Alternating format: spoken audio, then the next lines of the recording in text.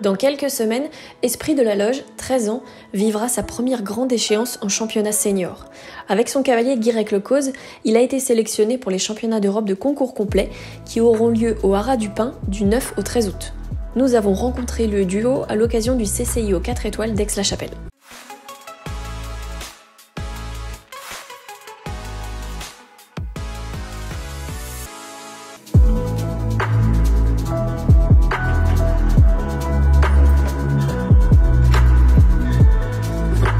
J'ai rencontré Esprit quand il avait 4 ans. J'avais vu une vidéo sur Facebook du cheval qui était à vendre. Voilà, je suis allé le voir et Frédéric et Augustin Grand avaient décidé d'investir pour un cheval pour moi et c'était Esprit. Il n'était pas sorti en concours mais il était débourré, il enchaînait un parcours. Donc j'ai pu l'essayer dans de bonnes conditions et me rendre compte de grosses qualités déjà dans la locomotion, dans le modèle, dans la qualité de saut bien sûr. J'ai commencé à le sortir à 5 ans en complet mais il était entier et il était un petit peu difficile dans le caractère. Du coup on a décidé de le castrer. Donc il a fait quelques concours à 5 ans et une saison de 6 ans tout à fait honorable. Il a vraiment commencé à prendre de la maturité à 7 ans. Où on a fait le mondial du Lion à 7 ans et on a commencé à gagner à Pau à la fin de son année de 8 ans. Je dirais qu'il a toujours montré des qualités bien sûr, mais c'est vrai que quand on a un jeune cheval c'est toujours une petite incertitude.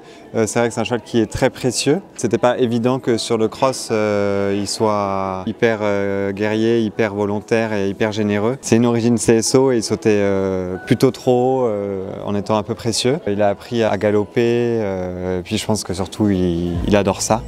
Après oui, il a effectivement eu toujours des qualités sur le plat indéniables, beaucoup d'énergie et il a beaucoup d'expression. J'ai toujours cru en lui en tout cas. Vivre avec Esprit, c'est un cheval qui est super sympa, il est très gentil mais il est très introverti. Même si avec l'âge il a beaucoup changé. C'est un cheval qui est très sensible et délicat. Par exemple, on ne peut pas trop lui prendre les pieds, pas du tout en fait même. Ce qui peut être un peu problématique. Il faut aller un peu dans son sens. Il faut essayer toujours de le mettre dans des situations confortables pour qu'il soit serein et le plus heureux possible. Il a toujours eu des petits soucis de contact, il n'a jamais été très confortable avec le contact. Ça m'arrivait assez régulièrement de le monter en licol. Et à un moment donné, j'ai commencé à sauter en licol. Il sautait toujours très bien et pour lui c'était facile. Et voilà, et en fait le mort est plus une contrainte pour lui qu'autre chose finalement. Et on a essayé, on est revenu en arrière, on a remis un mort, etc. Et définitivement, il saute mieux sans mort. Pour lui, le mort c'est pas quelque chose, en tout cas l'obstacle, ça nous aide pas quoi. Sans mort, la relation elle est plus simple, plus fluide. Et le cheval il est plus relâché, il saute beaucoup mieux du coup. Face à un cheval il est super à la maison, au quotidien, c'est un vrai bonheur. Voilà, après j'essaie de vraiment varier tout le temps le travail. Il a une vie de cheval, il vit avec un autre cheval le plus possible dehors. Il a déjà comblé pas mal de rêves, on a fait 2 fois 2 top 20 à badminton.